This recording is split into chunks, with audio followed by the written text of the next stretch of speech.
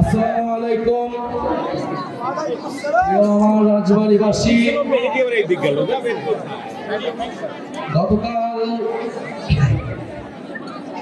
হামলা করে যারা ভেবেছিল পদযাত্রা শেষ হয়ে যাবে,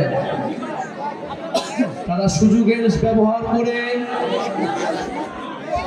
ভেবেছিল আতঙ্ক তৈরি করবে সারা দেশে, মানুষ আর আমাদের পথসভায় পদযাত্রায় আসবে না।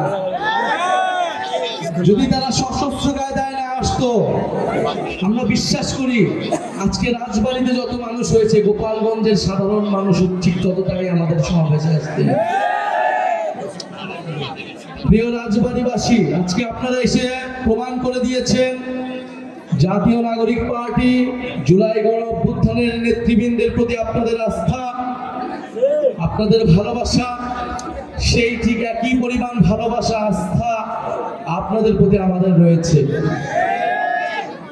আপনাদের মেধাবী সন্তানেরা আমাদের জাতীয় নাগরিক পার্টিতে রয়েছে, যারা এই দল নয় পুরো বাংলাদেশকে বিশ্বের বুক উজ্জ্বল করছে।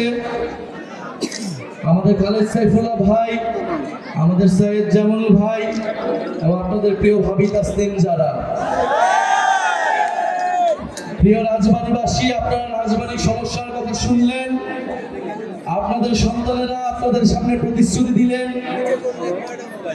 আমরা মনে করি সবার আগে সমস্যা খুঁজে বের করতে হবে। যদি আমরা সমস্যাই না জানি, আমরা সমাধানটা কি করব? আমরা তাই আগে সমস্যা খুঁজে বেরাচ্ছি এখন সারা দেশে।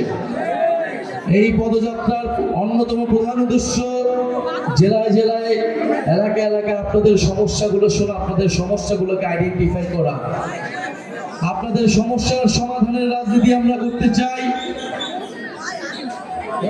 আমাদের অন্য নেতৃবৃন্দ বললেন, জাতীয় নাগরিক পার্টি গণ অভ্যুত্থানের পরে যে ইনসাফের বাংলাদেশ, বৈষম্যহীন গণতান্ত্রিক বাংলাদেশ গড়ে তুলতে চেয়েছিল, সেই বাংলাদেশ বিনির্মাণে আমরা জানি লড়াই অনেক দিকে আমাদেরকে এখন করতে হবে। লড়াই কেবল একদিকে নয়, আমরা সেটার জন্য প্রস্তুত আছি। আমরা জানি আমাদের জীবনের নিরাপত্তা আপনারা, আমরা ছাড়া আর কেউ দিবে না। আপনারাই আমাদের বৈধতা, আপনারাই আমাদের নিরাপত্তা। আমরা জীবনের সেই ভয় করি না, সেটা গত বছর জুলাই মাস থেকে রাজপথে নেমেছি, যেই প্রতিশ্রুতি নিয়ে নতুন বন্দোবস্ত প্রতিষ্ঠার জন্য, সেই প্রতিষ্ঠার নতুন দেশ প্রতিষ্ঠার আগ পর্যন্ত আমরা রাজপথ ছাড়ছি না, এটা আমরা সুস্পষ্টভাবেই জানিয়ে দিয়েছি।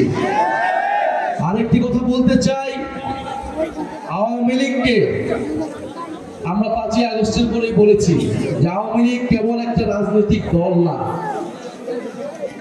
এটা তো একটা সন্ত্রাসী সংগঠন অবশ্যই, কিন্তু তার থেকেও বড় বিষয় এটা একটা ফ্যাসিস্ট মতাদর্শ। এই আদর্শকেও পরাস্ত করতে হবে।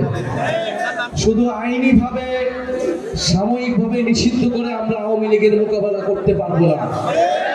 আওয়ামী লীগকে আমাদের আইনি ভাবে, রাজনৈতিক ভাবে, সাংস্কৃতিক ভাবে, বুদ্ধিভিত্তিক ভাবে মোকাবেলা করতে হবে।